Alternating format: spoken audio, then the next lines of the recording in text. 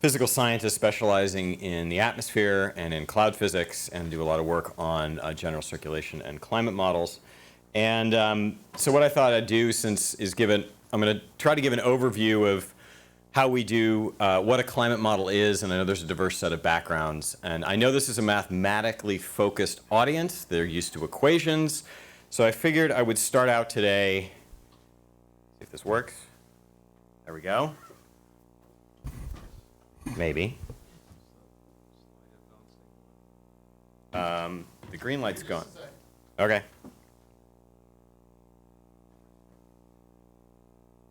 Green light went on down there. Oh, did that thing have to be plugged into that? Yep. It's got to be plugged in to work. Yeah. It's always good. Details. Yep.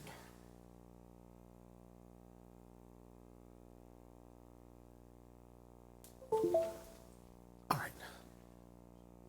There we go.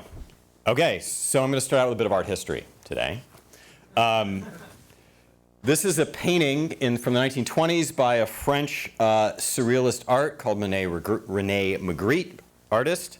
Why am I showing you Surrealist Art this early in the morning to a bunch of mathematicians? Well, what's the point here? For those of you who read French, it very simply says this is not a pipe. What's the point? Anyone? What is it? It's a picture of a pipe, or it's a model of a pipe. Okay? A model is an imperfect representation of something. In this case, this is an artistic representation of a pipe. And the statistician George Box famously said in the 1970s that all models are wrong, but some are useful. This is a two-dimensional model of a three-dimensional object. This is not a cloud. You're learning a little French this morning, too. This is a picture of a cloud. This is a thunderstorm somewhere over northern Arizona. It's a cumulonimbus cloud. You can see rain coming out of the bottom. There's a nice anvil on the top. This is a two-dimensional visual representation of a cloud. But a model, how does a model actually see this cloud? Well, here's one model. This is, say, a cloud resolving model of a convective cloud. Here's a series of different columns. There's clouds at different layers. They have different thicknesses. And this particular model has some approximations. It's two-dimensional, first of all. It's periodic in the sense that we've got motion the same on both sides, and I put some sort of sponge layer at the top, effectively. Well, what is a numerical model? This is a finite element model. If you use a statistical model, this one has numbers in it, but it's actually slightly different. Each point on this model representing a cloud is essentially a giant spreadsheet with a bunch of cells, and there's a bunch of state variables for things like water vapor and temperature at each point. And that differs from point to point. They all can be integrated forward in time. There's a series of equations. So this is different than a statistical model. It's an accounting system based on a series of physical laws. So that's a finite element model. This is the class of model I'm going to talk about today, and how we represent these physical laws is going to be the subject of most of my talk. So I've already described what a model is, and now I'm going to get everybody on the same page very simply by talking about what is climate and what is weather. You probably heard this on the first day somewhere. I'm sorry I wasn't able to attend, but I'll tell you again, at least my perspective, because I think it'll be good phrasing. I'll talk about these physical laws. I'm going to talk about how what a parameterization is. It's a smaller piece of a model. It's an imperfect representation. I'm going to focus on cloud processes. And I'll talk about some of the problems and the issues with parameterization. I'm talking about scales and subgrid variability. This will bring in the subject of how we use statistics and the stochastic elements. And I'm going to define stochastics and stochastic parameterization quite broadly. I'll put it all together at the end and talk about summary conclusions and the state of the art. So what is climate? Well, the statement's always is made that climate is what you expect and weather is what you get. So climate is the distribution of possible weather. It's the probability of weather states. And weather is essentially chaotic. Chaos theory was actually developed by a meteorologist, Edward Lorenz, at MIT, to describe why you couldn't actually predict the weather more than 10 days in advance very well. He had a simple model to explain why the weather's not predictable, but here's just a series of distribution functions. They might represent at any one point the possible weather states of a variable. So say this is temperature varying from some mean value. You have a mean, that's the expected or average temperature, but you can also very rarely get that temperature. And also note, climate is not actually just the mean. So here's 3 distributions here, the blue, the red, and the yellow-orange. They have the same mean. So the mean temperature at this point, for example, would be exactly the same. But the variance of those distributions is very different. So this climate and that climate would look highly different. The landscape would look very different if that were temperature or precipitation. This one is something more like Hawaii. This one might be something that might be much drier or higher altitude. It might even be Colorado. And you could find a time in the summer when Hawaii and Colorado would actually have the same mean temperature, but the variance is much larger in Colorado, and the climate is much different in a place like Colorado. So just to say that climate is, climate is not just one number. It is actually a distribution, and that's important to understand. Whoops. All right.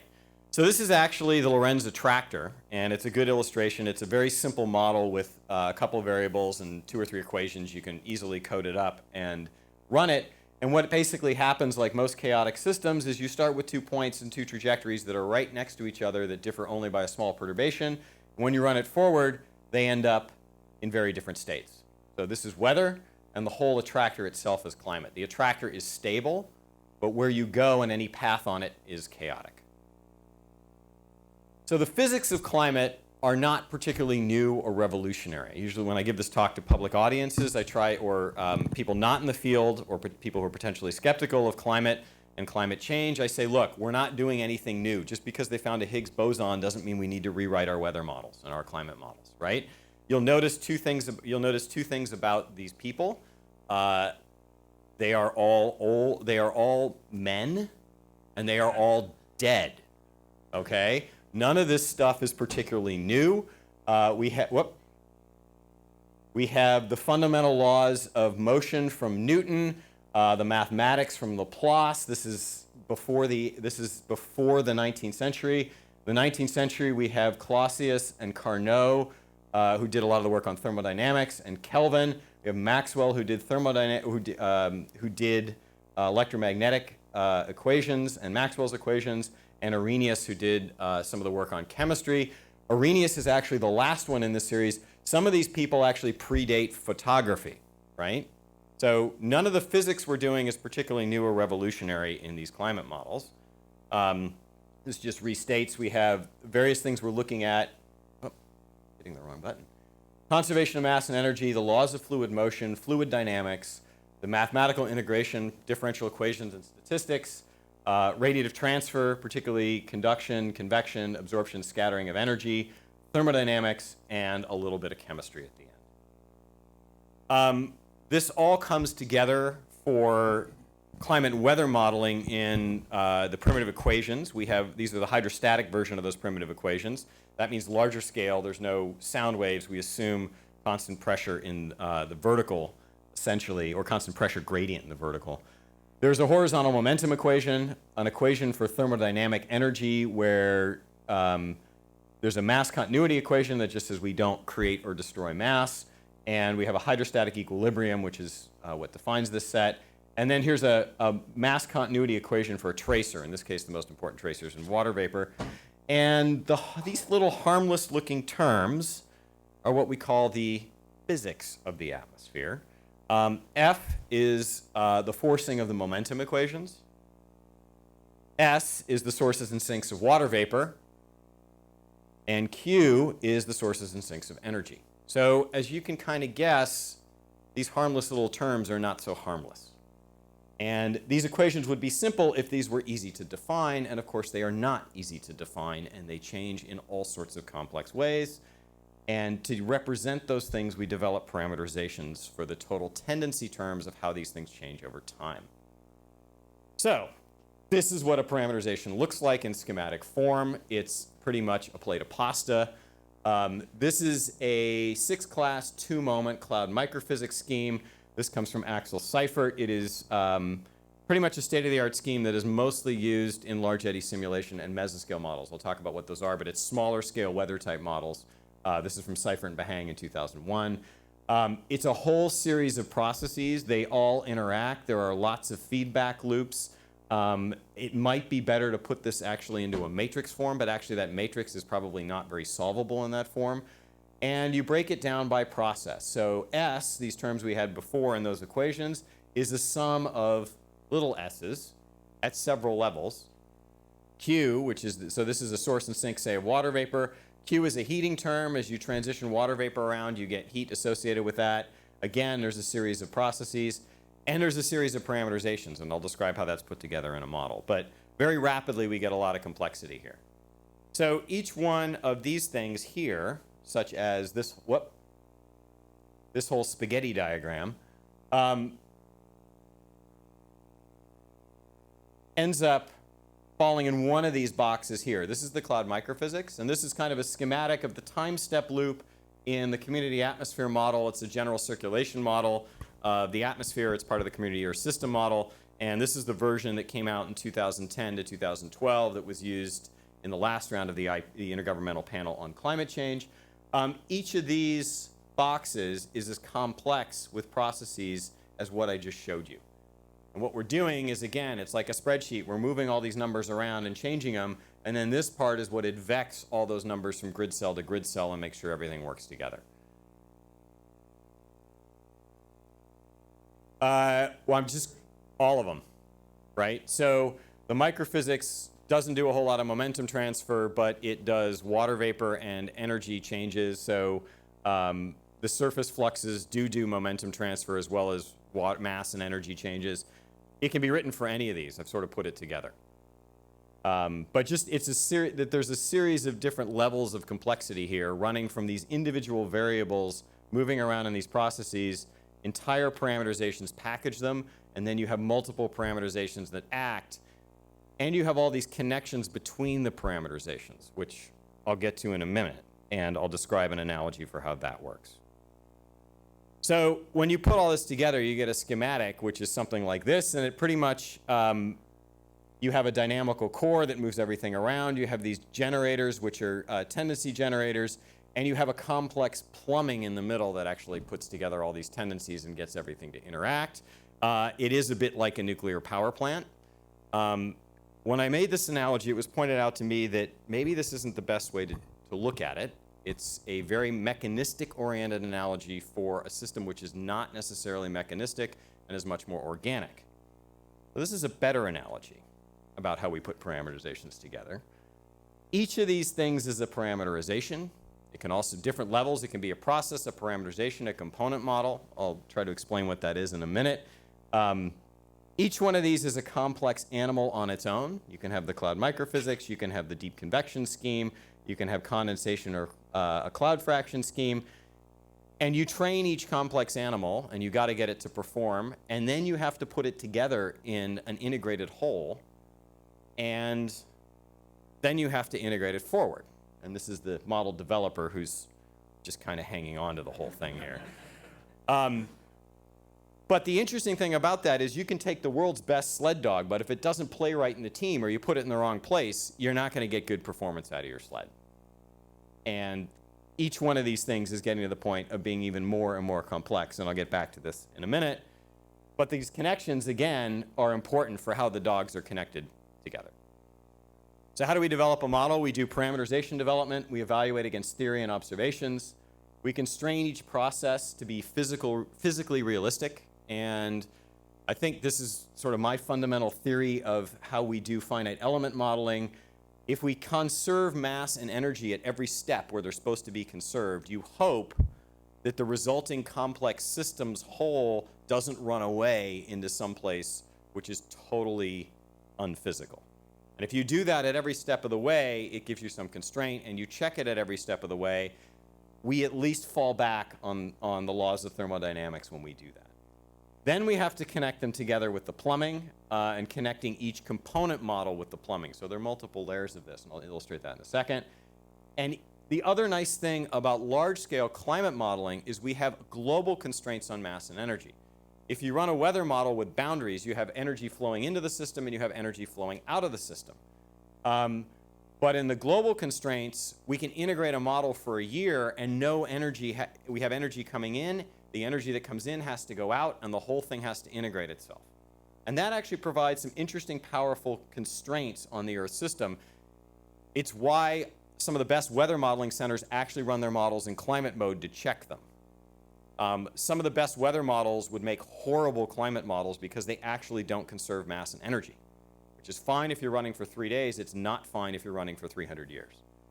And there is also this issue of optimization or training, like training a sled dog. It's sometimes called tuning, but formally it's optimization. Practically, it's a training exercise. And why doesn't this all work? Well, there's a number of reasons why it doesn't work, obviously. Process rates are uncertain at any scale. All models are wrong, but some are useful. These are particularly wrong, but they're very useful. There are problems with the dynamical core. There are problems connecting the process, and each parameterization itself performs differently with other animals. You have to train them on their own. You have to train them together. We need to contribute to this self-consistent whole to get our sled to run in a straight line. So this is kind of what I've been trying to explain. We start with a process, which is each of these little things connected to other processes inside a parameterization. We have a series of parameterizations that are connected in a component model. So this would be the atmosphere. This is the cloud microphysics. This is water vapor. This is ice. These are processes that translate between these things. So this might be a ice nucleation process is one of those lines. It is described by a series of mathematical equations that are either built from theory or empirical observations. It's wrapped together in a parameterization. The parameterizations are tied together in a component model. This is I should have put the circle on here. This is the circle of the atmosphere model I showed you before. Then you have multiple component models. You have the same thing for the ocean. You have the same thing for the land. And this all comes together with a coupler and an inner system model. It's a layer of onions or Russian dolls of mathematics and spreadsheets all the way up. So that's a flavor of this beautiful and crazy whole of what we do in finite element modeling with parameterization. So now I want to talk about where statistics comes into that. Climate is a distribution. So essentially what we're doing is we are populating the distribution as we run a weather or climate model forward. And remember, the difference between weather and climate is weather is coming at a particular state. You want to know where you are on an attractor. And climate is trying to understand the entire attractor. So the big difference between that I'll get to is in a weather model, everything depends on what happened before, the initial conditions. You want to know what's going to happen tomorrow. You want to know what's happening today. If I want to know what happens in 100 years, I could care less what's happening today. If I run the model twice from a different initial state, I will get the same climate, but I will get different weather, right? So that's the difference between weather and climate. The models themselves are generally fairly similar in concept, apropos the scales, which I'll get to in a minute. We tend to run weather models at finer scale for shorter time. We use our computational power for climate models to run at longer time with coarser scales and different processes, although the processes are actually converging, which is nice. So again, you can also think of this distribution as a PDF in space rather than time. So you have variability at all points in your model. So for example, if you're running a climate model that might have a scale of 50 kilometers, in a grid box, you typically have one temperature. Well, the temperature in a 50 kilometer square box, right, 2,500 square kilometers, actually is a distribution of temperatures, right? It is itself a PDF that you're representing with one point. And if the temperature is out over the ocean and it's uniform, your PDF of temperature at one point might look like that, a spatial PDF. But if it's not uniform, if you're in Colorado, for example, it may look like this. You may have quite a distribution of temperature. And that's going to create interesting problems if you're trying to represent that with one number and perform transformation processes on that. Now you see where the math and statistics is going to start to get interesting, not just a spreadsheet. So how do these scales actually work? Well, typically a model can resolve a scale, which we sort of typically say it's 4 delta x. If you can resolve a wave with 4 points, you can kind of resolve that scale or that scale of a wave. So right now, global models have time scales on the order of probably 500 to 1,000 seconds, depending on their scale. We typically run global models down. They can resolve kind of 100-kilometer scale. We typically run them down to about 25-kilometer scale. We are starting to do experiments in various forms down to the 10-kilometer scale or less with global models. In that region, we're really talking about the mesoscale. And so we can resolve, basically we can resolve mid-latitude cyclones, the general circulation. Some of these global models can start to resolve or at least permit things like hurricanes. They actually start forming. They can't be resolved very well. By the time you get to cloud and mesoscale models, we can start to resolve things like tropical cyclones, some of the larger scale thunderstorm systems, and some of the mesoscale features like sea breezes and other things driven by topography, valleys and things, and temperature gradients and inversions. Then you start to get into what we call large eddy simulation models, which have scales on the order of 100 meters to a kilometer.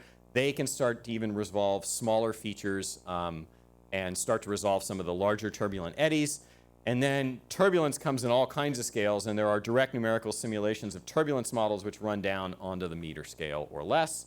And then below this somewhere we have the microscale. This actually goes down to a meter. When we get to clouds, we go down another 6 orders of magnitude. Cloud drops are on the order of 10 microns in size. And so we're resolving, we need to represent scales down to the micron level. That actually gives us another 6 orders of magnitude. So when we're actually working with clouds and general circulation models, we're dealing with 12 orders of magnitude from the microscale to the planetary scale, which for astrophysicists is nothing, but for most earth scientists is quite a bit. So what is this subgrid scale? What is resolved at different scales? Well, as I said, it's 4 delta x. We resolve a wave. At the global scale, we can resolve synoptic systems, mesoscale systems, large eddy simulation, and at turbulence scales, we can get sort of a more full representation of turbulence like atmospheric convection. So the way to think about this is if the processes have a large separation from the grid scale, that's usually okay. So I have millions of cloud drops in even a 10 or 100 meter box in the atmosphere. I can usually use a statistical or empirical treatment. And I'll show an example of this for clouds. When we do cloud microphysics, we can actually represent the population of cloud drops with a functional form of a distribution of drops with a certain number of drops at different sizes. And that works pretty well. And it works pretty well in most scales of modeling because we have 6 to 10 orders of magnitude separation between our cloud drop scale and our grid scale. When these things get close together, this causes problems. If you're trying to represent a cloud with one number at that scale, your cloud, you may have 4, 5, 10 clouds in a grid box. You don't have good statistics of clouds. You need to do something else. Moist convection or cloud dynamics is a classic example. Even in a 50-kilometer grid box, if we're talking about convective cloud elements, we might only have a few. And they are large enough that you can't represent them statistically. They're small enough that you can't represent them explicitly. So here we get into other stochastic methods. We can actually do something like sampling, or we can do other methods that can represent this small scale in ways in large scale models to get us the right upscale propagation. And another, basically one way to phrase this parameterization problem is it's representing subgrid scale variability appropriately for the different scales of work. So how do we make things stochastic? And when I'm talking about stochastic, it's randomly determined, having a randomly probability distribution of pattern that can be analyzed statistically but cannot be predicted precisely. And that's a broad, fairly broad definition. Again, we can build in these subgrid statistics for things like cloud fractions, size distributions. There are statistically based turbulence schemes, and we can assign or define the covariance between different variables in a statistical way. This gives us a lot of power. We can sample the subgrid statistics, and I'll show examples of that, particularly for cloud overlap and subcolumns. There are also methods for understanding variability. We can perturb initial conditions, and we can also perturb parameterization tendencies or unknowns. This is adding noise to represent small-scale variance that we don't resolve. And oftentimes when people think of stochastic parameterization, they only think about this part of it, but I want to encourage you to think about all of it. So let's talk about subgrid humidity. Liquid clouds form when the humidity hits 100%, right? So the water vapor is larger than the partial pressure water is larger than the saturation vapor pressure, which is a function of temperature and the atmospheric pressure.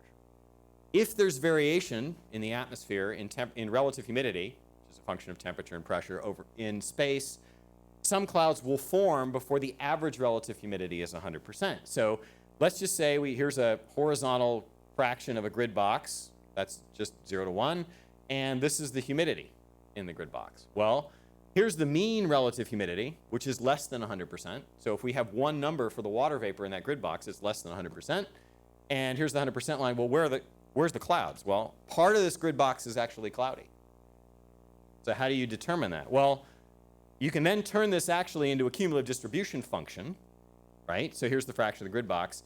This is the clear part. This is the cloudy part where the relative humidity is over 100%.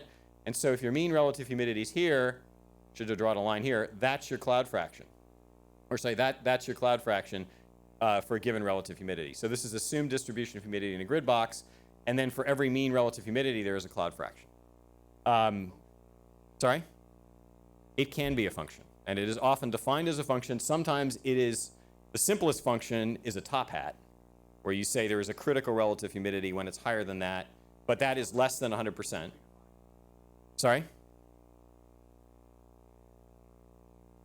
In some models. This is a, right.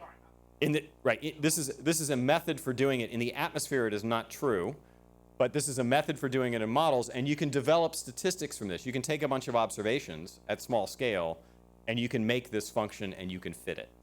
And people have actually done that. That's what we would call an empirical parameterization.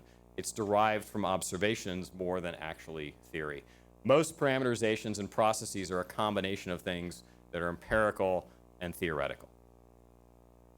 So another way of doing this is you can actually sample a distribution. So this fractional cloudiness is useful, but not everything can be done with fractional cloudiness. If you're trying to calculate the radiative transfer in a grid box, which is clear and cloudy, you have to do it on each part separately. You can't use the mean of a grid box. So you have to actually make up, in many cases what we do is we make up a clear portion and a cloudy portion.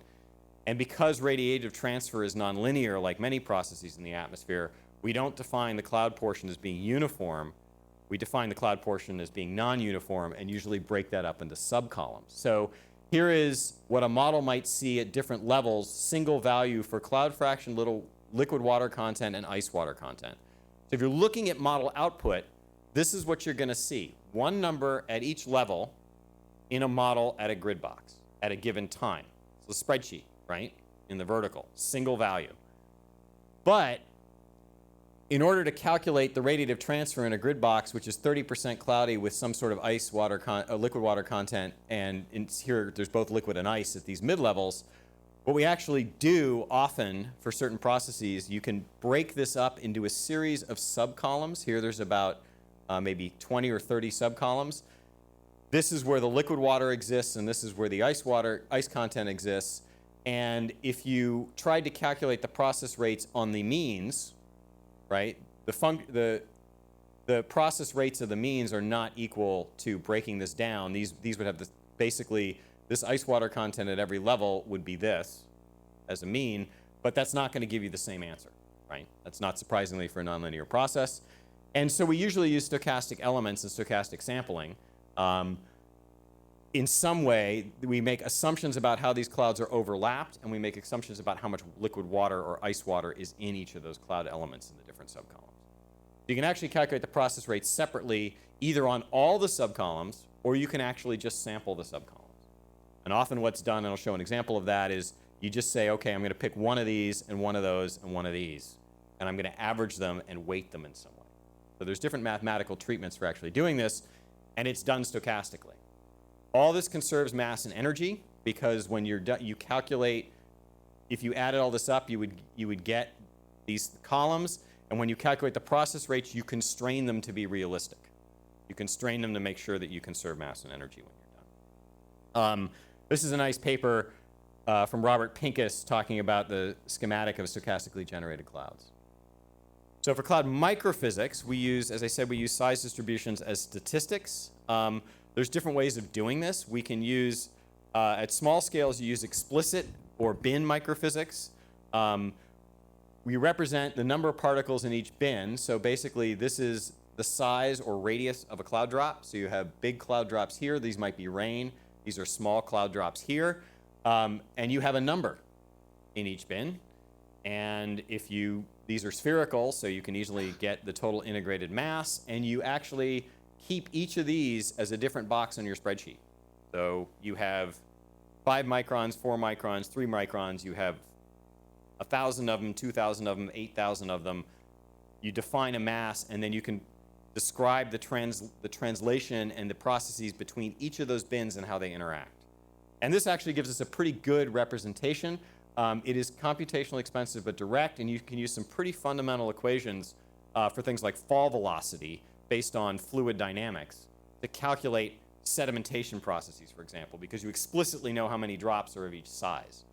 And then you can figure out the differential velocities. You can figure out how they interact. There's a lot of theory and laboratory work that directly applies to this. But it's expensive because if you're representing this in each grid box, you need something like 20 different values in order to represent the size distribution. And you have to advect each of those 20 different values throughout your model.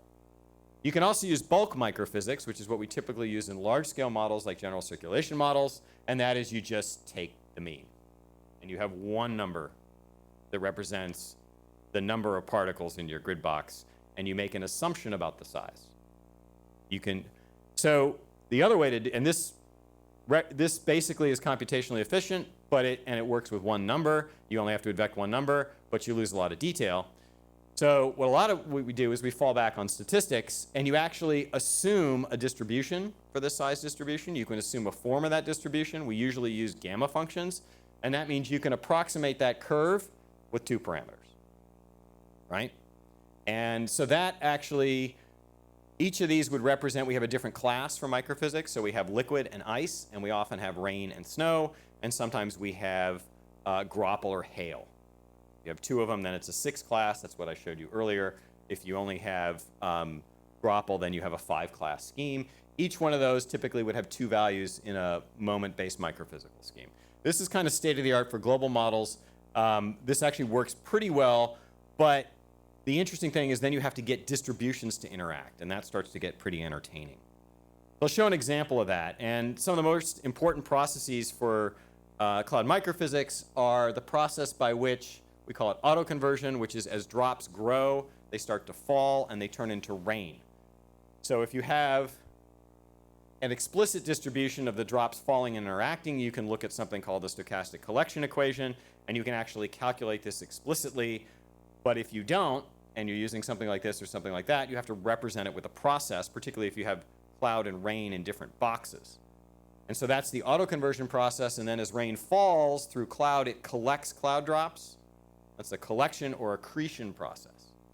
And so you can take a model that runs a large eddy simulation with bin microphysics, and you can calculate all these things, and you can look at the slopes of how the cloud water changes, and you can estimate basically a regression for the rate at which you're forming precipitation as a function of the water content and the drop number. It's an inverse function of the drop number. If you have a lot of drops and they're small, they don't fall as fast, they don't autoconvert.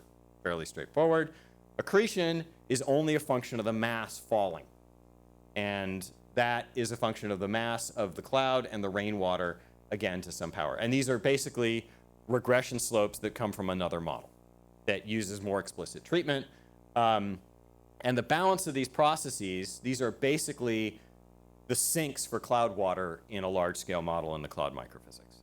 And again, so these are the actual mathematical equations that define the process rate, which are those little lines connecting all the different boxes in my microphysics scheme, which is embedded in my atmosphere model, which is embedded in my Earth system model. And the interesting thing is, some of you may know, right now, we don't describe this very well. That number is probably not correct. That's holding up the release of our current Earth system model at NCAR. This number. We're working on that. So that's how we go from climate simulation back to the equations. I can talk more about that later. So the interesting thing is you have these processes, and of course these are not single values, but they're actually distributions. And that means there's some underlying math that we're missing, because if there's subgrid variability, the process rates are not going to be constant in a grid box. And of course these things are nonlinear. these things actually depend on the covariance of cloud and rainwater. So the nice part is if you assume distributions for these things, you can integrate a power law over the grid of this form, which is basically what these equations are. You can integrate it to get a mean process rate, and you end up getting an enhancement factor, which you can apply to the process rate to reflect the small-scale covariance based on the shape of your distributions and how skewed they are. And I don't want to get too much into the math, but this depends on the normalized variance, the mean over the standard deviation.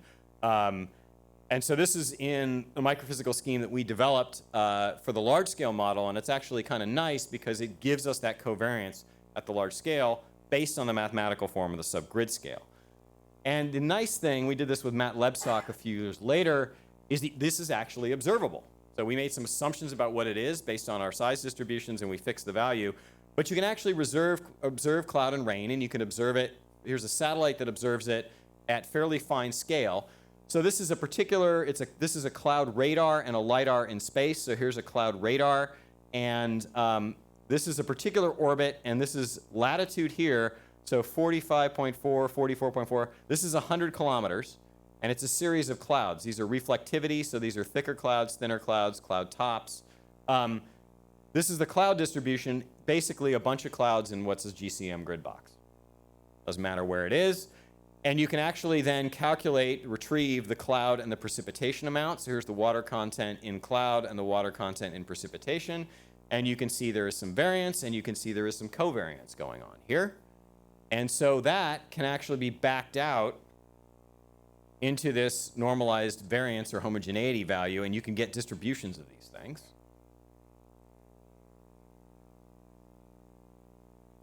They co-vary in space.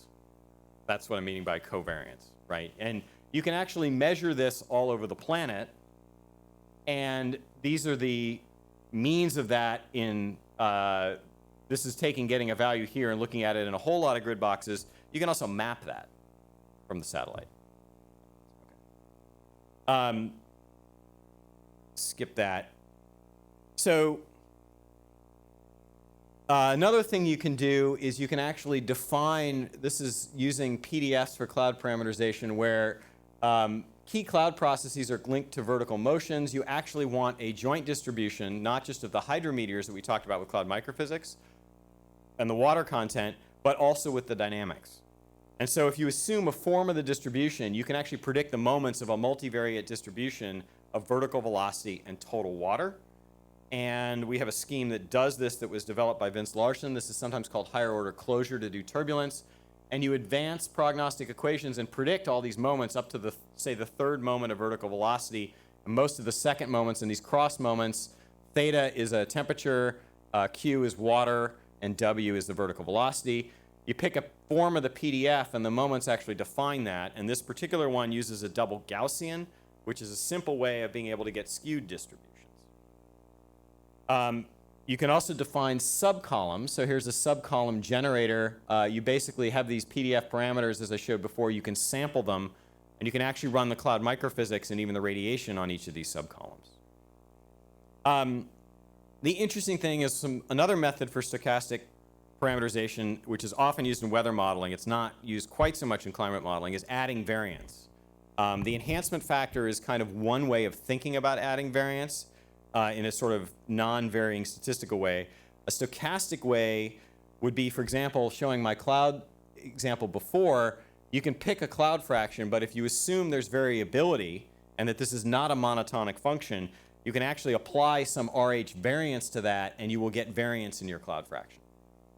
And this is effective in weather models at trying to actually understand the full possible state of the atmosphere, although it's typically done within the initial condition.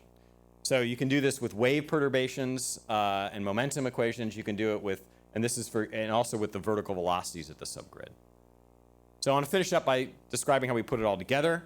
So again, this is an example from the community atmosphere model. We have a series of parameterizations. We have all these complex interactions. And each of these, it represents a bunch of different variables, produces tendencies for them, and passes them around. The interesting thing is we're evolving this a little bit. and going to more complicated schemes. This is this unified turbulent scheme, and you'll notice we're actually getting slightly simpler in our interactions, but we're getting more complex parameterizations. So this is like going from having a bunch of sled dogs to starting to try to run a dog sled with a couple of polar bears. It gets a lot harder, and they could eat you. We've also done things like we can substep these things. These processes for cloud physics happen much faster than the half-hour time step of a general circulation model, so you can actually get them to evolve together. And I'll show some examples where we can also actually then put in subcolumns here and run these subcolumns all the way through the radiation code, which we typically have to use subcolumns anyway, and then average them back. So this is kind of where we're going in the future. Two final things, you can look at ensemble statistics. This is just an example of a couple of model ensembles from NCAR using different forcing scenarios. These are single model initial condition ensembles to try to understand statistically what the internal variability and variance in a system is. You can use this is multiple scenario ensembles. You can also do multi-model ensembles, which is what we think of when we think of model ensembles from the community, where we have different models or we use different models. You can also perturb models to do this. You can take one model and perturb it. That's often used in weather models. Skip that and just go to the summary. So models are uncertain and models are imperfect. Sub-grid scale processes are critical, especially for things like clouds. This makes parameterizations uncertain. Here again is the horizontal variance, covariance of liquid water and rainwater. Statistics and stochastic processes can help. In modern parameterizations, we build these in at a fundamental level. We're using statistics, we're using PDFs, we're describing distributions. There's some nice aspects to that. And there's several different methods for this. We can use subcolumns, we can assume forms, we can use ensembles, we can actually add variance.